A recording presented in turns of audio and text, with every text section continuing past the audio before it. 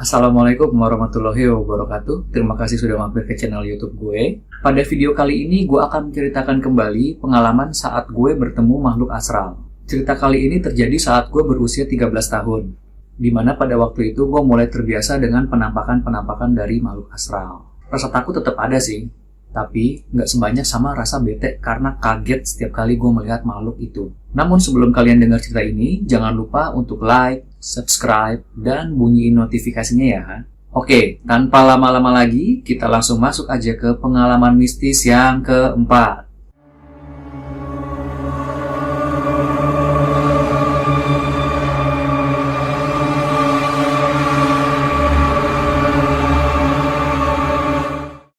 Pengalaman mistis yang mau gue ceritain kali ini masih terjadi di rumah Cimanggis. Karena emang banyak banget kejadian mistis yang gue alami di rumah itu.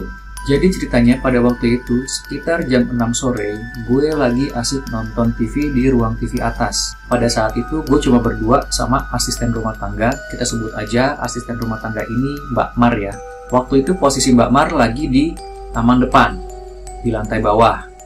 Memang setiap sore Mbak Mar punya aktivitas menyiram tanaman. Posisi ruang TV atas itu bersebelahan sama balkon atas. Jadi kalau posisi kita lagi ada di balkon, kita bisa langsung melihat taman dari atas. Pada sore itu, pintu dari ruang TV ke arah balkon masih kebuka. Jadi suara Mbak Mar lagi nyiram tanaman itu masih kedengaran saat itu. Pada sore itu, lampu di dalam rumah masih belum dinyalain seluruhnya. Karena masih ada cahaya yang masuk dari luar. Karena pintu balkonnya saat itu masih kebuka. Tapi karena sudah sore, ya wajar aja memang kondisi rumah saat itu sudah mulai rada gelap. Gue yang pada saat itu lagi duduk di karpet sambil nonton TV, tiba-tiba gue mendengar suara kuntilanak ketawa. Nyaring banget. Gue dengar suara itu jelas banget, sampai-sampai gue ngedenger itu suaranya bergema di seluruh ruangan rumah.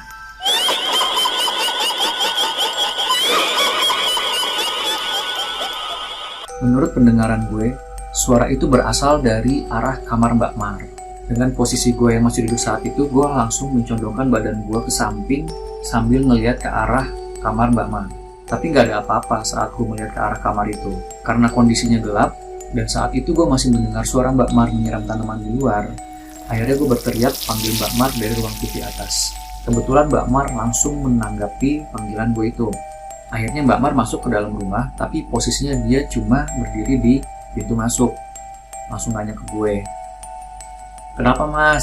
Gue jawab, "Nggak apa-apa mbak, tolong nyalain lampu aja." Dinyalainlah seluruh lampu di rumah itu sama Mbak Mar. Waktu mendekati maghrib, akhirnya nyokap dan kakak gue sampai di rumah. Pada saat makan malam bareng sama nyokap dan kakak gue cerita di situ. Kalau tadi sore, gue ngedenger suara kuntilanak. Saat mendengar cerita dari gue, nyokap ternyata baru cerita ke gue. Ternyata nenek saudaranya eyang gue itu yang bisa melakukan mediasi dengan makhluk astral, ya sempat gue ceritain pada video gue yang ketiga. Sebelum pulang dari rumah, sempat ngomong ke nyokap gue kalau gue itu ternyata diikutin sama makhluk astral yang bersosok kakek-kakek. Menurut nenek, sepertinya kakek-kakek ini memang ikutin gue dari kecil.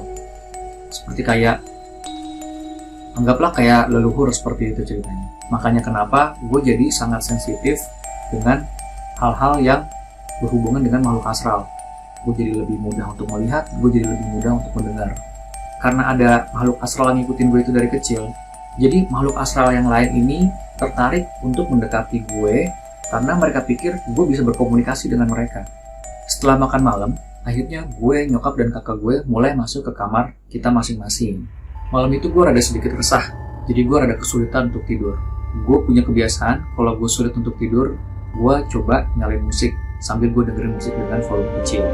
Akhirnya gue bisa tidur pada malam itu. Tapi pada jam 3 pagi, gue kebangun dari tidur karena gue mendengar suara timpukan-timpukan batu kecil dari luar yang diarahkan ke jendela kamar gue.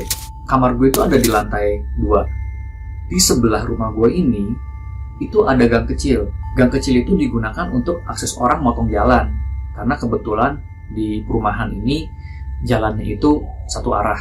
Jadi kalau untuk jalan kaki ataupun naik motor, bisa menggunakan gang kecil itu.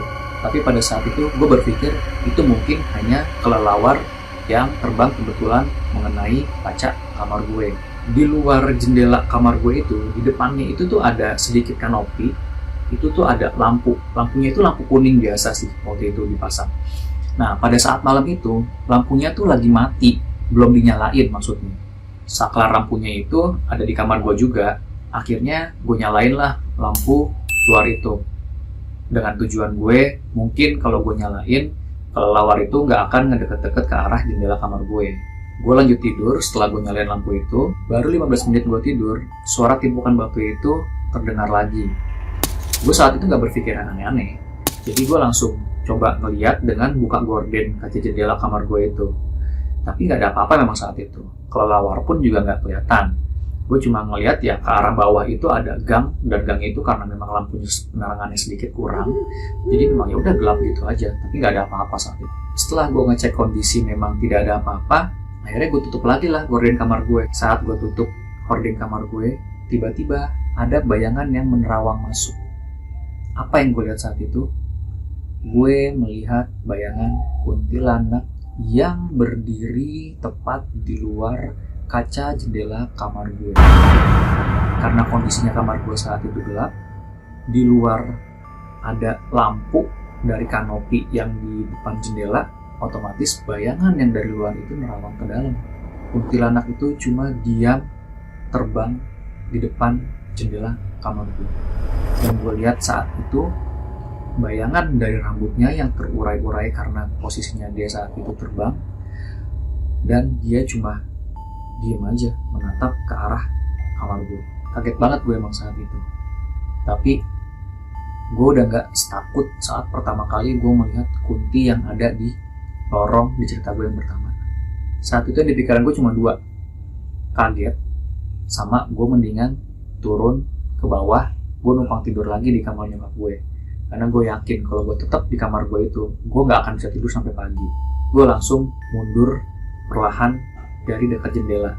Pada saat posisi gue di dekat pintu kamar mau keluar, saat gue baru megang handle, tiba-tiba kuntilanak itu nangis. Di situ gue baru merinding, karena gue dengar suara rintihan tangisannya itu sedih banget.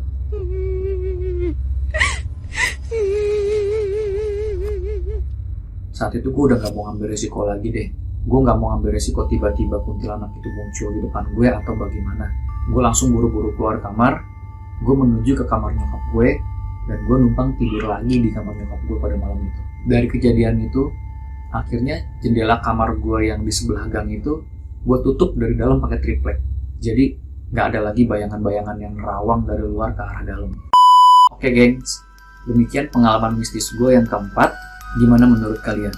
Apakah kuntilanak yang menangis pada malam hari itu sama dengan kuntilanak yang tertawa pada saat sore hari? Kalau kalian mau ngasih pendapat, boleh tulis di kolom komentar ya. Untuk kalian yang belum menonton video gue yang pertama, kedua, dan ketiga, linknya ada di deskripsi ya. Like dan share kalau kalian suka video ini. Jangan lupa juga untuk subscribe dan bunyiin loncengnya. Terima kasih. Assalamualaikum warahmatullahi wabarakatuh.